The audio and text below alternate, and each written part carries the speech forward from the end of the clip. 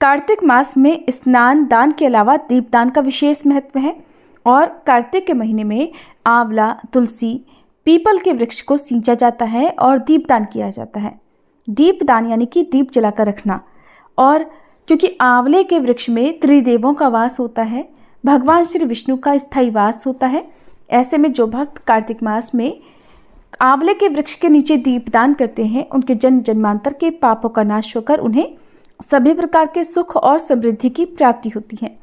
आंवला दीपदान आप पूरे कार्तिक मास में कर सकते हैं। यदि कार्तिक मास में अब तक आप नहीं कर पाए हैं तो अंतिम 5 दिनों में, जिन्हें पंचभीखु कहते हैं, या वैकुंठ चतुर्दशी के दिन, आंवला नवमी के दिन या फिर कार्तिक पूर्णिमा के दिन भी आप आंवला दीपदान कर सकते हैं। आंवलों का दान करना, आंवले के वृक्ष के नीचे दीपदान करना, इन सभी का अक्षय पुण्य प्राप्त होता है।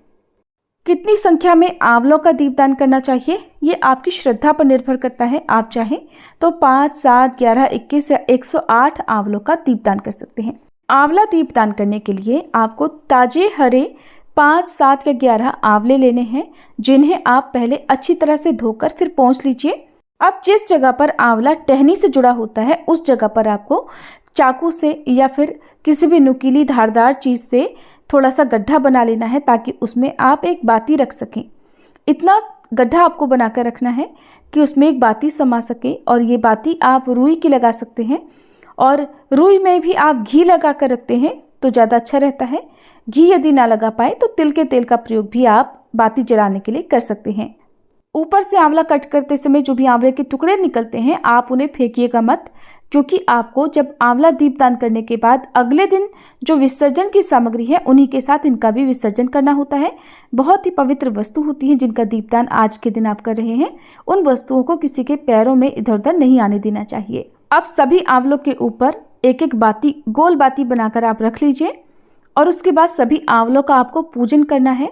जितनी संख्या में आप आंवले दीपदान कर रहे हैं उन सभी पर आपको चंदन, अक्षत, रोली कुमकुम आदि लगाकर रखना है।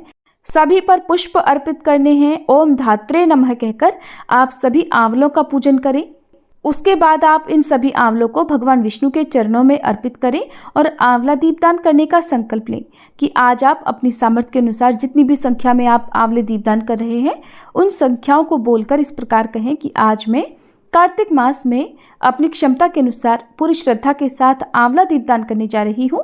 हे श्री विष्णु, हे नारायण भगवान, मेरे द्वारा किए गए इस दीपदान को आप स्वीकार कीजिएगा और इसका जन्म जन्मांतर तक मुझे और मेरे परिवारजनों को पुण्य प्राप्त होता रहे, ऐसा आशीर्वाद प्रदान कीजिएगा।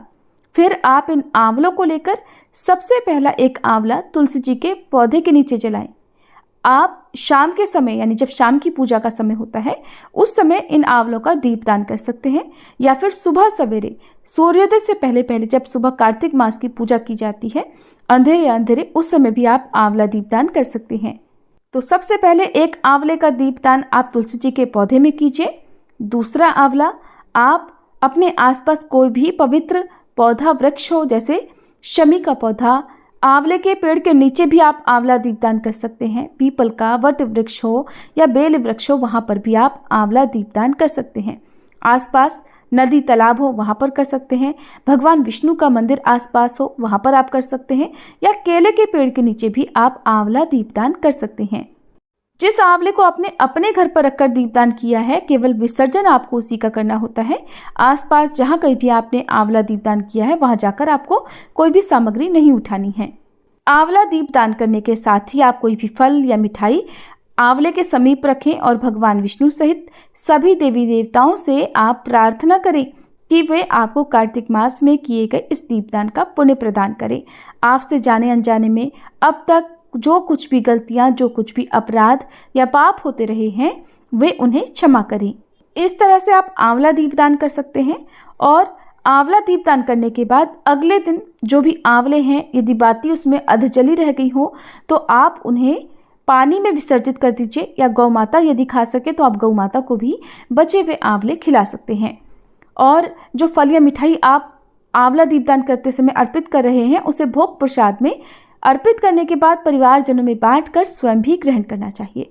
तो बहुत ही सरल और आसान सी आंवला दीपदान विधि है जिसे आप चाहे तो कार्तिक महीने में हर दिन कर सकते हैं। एक आंवले का दीपदान आप हर दिन कर सकते हैं, नहीं कर सके तो अंतिम 5 दिनों में या जो भी पवित्र दिन आप बचे हुए हैं उनमें आप आंवला दीपदान करके पुण्य प्राप्त कर सकते हैं।